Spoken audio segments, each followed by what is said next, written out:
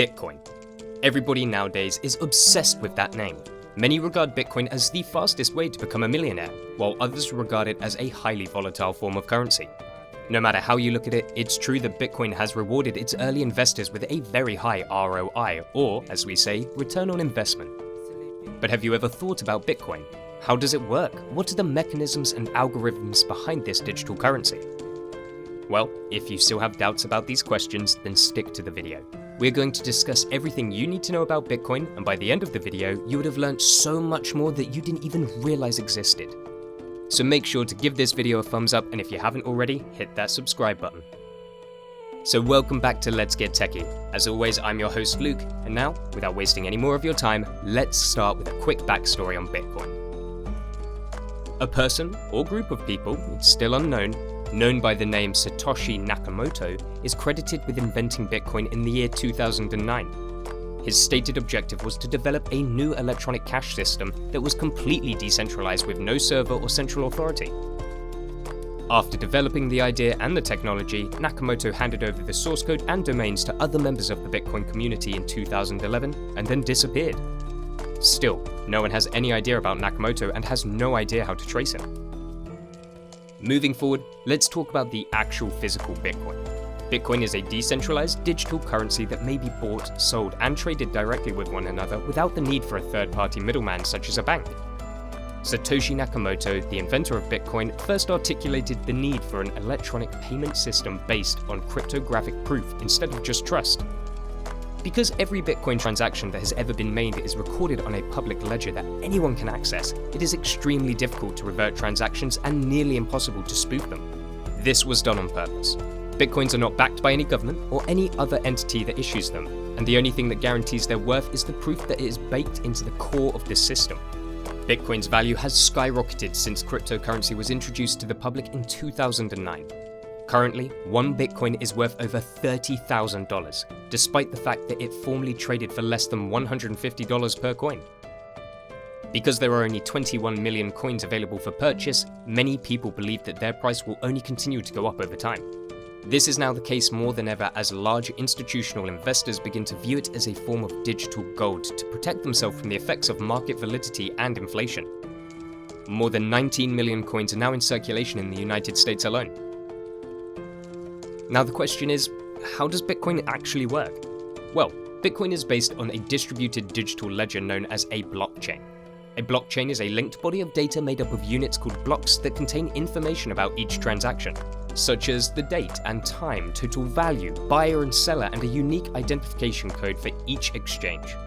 Entries are linked in chronological sequence to form a digital chain of blocks. Once a block is added to the blockchain, it becomes accessible to anybody who wants to examine it, operating as a public ledger of cryptocurrency transactions.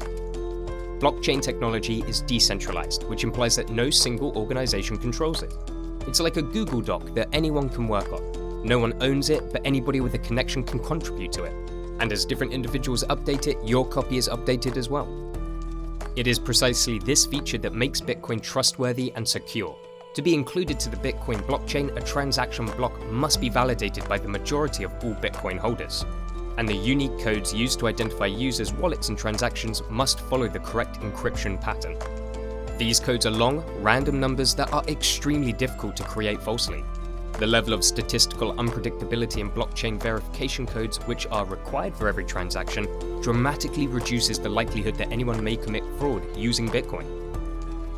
The question we want to ask is, how does Bitcoin mining work? The process of adding new transactions to the Bitcoin blockchain is known as mining. It's a difficult job.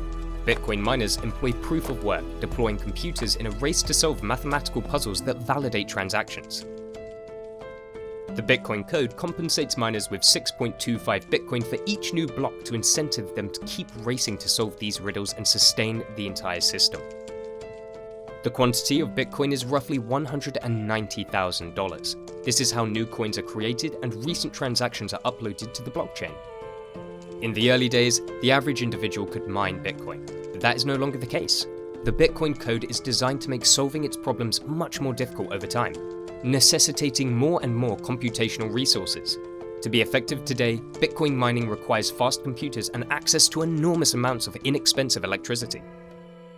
Bitcoin mining is also less profitable than it once was, making it even more difficult to recoup increased computational and power costs. When this technology initially came out in 2009, every time you got a stamp, you received a significantly higher quantity of Bitcoin than you do now. But because there are more and more transactions, the amount you get paid for each stamp is decreasing. It is projected that by 2140, all Bitcoins will have entered circulation, implying that mining will produce no new coins and miners may instead have to rely on transaction fees. Now, if you have a Bitcoin but are wondering how to use it, let's talk about that. Bitcoin is typically used as an alternative investment option in the United States, helping to diversify a portfolio in addition to traditional investments such as stocks and bonds. You can also pay for items using Bitcoin, although there are still some retailers who will accept the cryptocurrency in its original form. Microsoft, PayPal, and Whole Foods are just a handful of major corporations that have begun accepting Bitcoin as payment. You might also discover that certain smaller local stores or specific websites accept Bitcoin too. However, that's something you'll need to do some research in to find out if it's even a possibility. You can also utilize a service that enables you to connect a debit card to your cryptocurrency account. This enables you to make purchases with Bitcoin in the same manner that you would make purchases with a credit card. In most cases, this also entails a financial service provider immediately turning your Bitcoin into dollars. People in foreign nations, particularly those whose currencies are much less stable, can also use cryptocurrencies like Bitcoin or Ethereum instead of their own country's money. People are able to store their wealth without having to rely on a currency that is supported by a government, and this is all thanks to the service that Bitcoin provides. It also provides individuals with the opportunity to prepare for the worst possible outcome. You can already see people in countries like Venezuela, Argentina, and Zimbabwe, all of which are severely in debt, and more people that are adopting Bitcoin in significant numbers. One thing to note here is that it is important to be aware of the many tax issues that come along with using Bitcoin in the United States, not as an investment, but rather as a means of payment. So make sure that you do your own research before using it as money, because it could go very badly. Now let's talk about how one can actually buy a Bitcoin. The majority of Bitcoin purchases are made through cryptocurrency exchanges.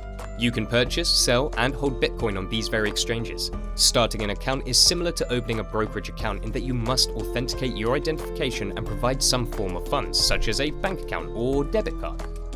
Coinbase, Kraken, Binance, and Gemini are all major exchanges. You can also purchase Bitcoin through an online broker such as Robinhood. Regardless of where you purchase your Bitcoin, you will require a Bitcoin wallet to hold onto it. There are two kinds of these wallets, hot wallets and cold wallets. A hot wallet, also known as an online wallet, is stored in the cloud by an exchange or a provider. Exodus, Electrum, and Mycelium are examples of online wallet providers.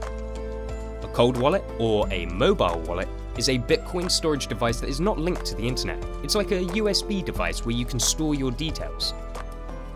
Trezor and Ledger are two mobile wallet solutions. Unlike many other equity purchases, Bitcoin purchases are not instantaneous. Because Bitcoin transactions must be verified by miners, it may take up to 20 minutes for your Bitcoin purchase to appear in your account. And finally, last but not least, the information provided in this video does not constitute in any way an endorsement to buy or sell Bitcoin. Investing in cryptocurrencies can be very risky and lead to a complete loss of capital. This video should be in no way considered investment advice, and investing in cryptocurrencies and Bitcoin should be done at your own risk. And on that note, that's where we're going to call it today, guys. If you haven't already, please hit that subscribe button and give this video a like whilst you're at it. I'll see you in the next video, and as always, guys, have a wonderful day.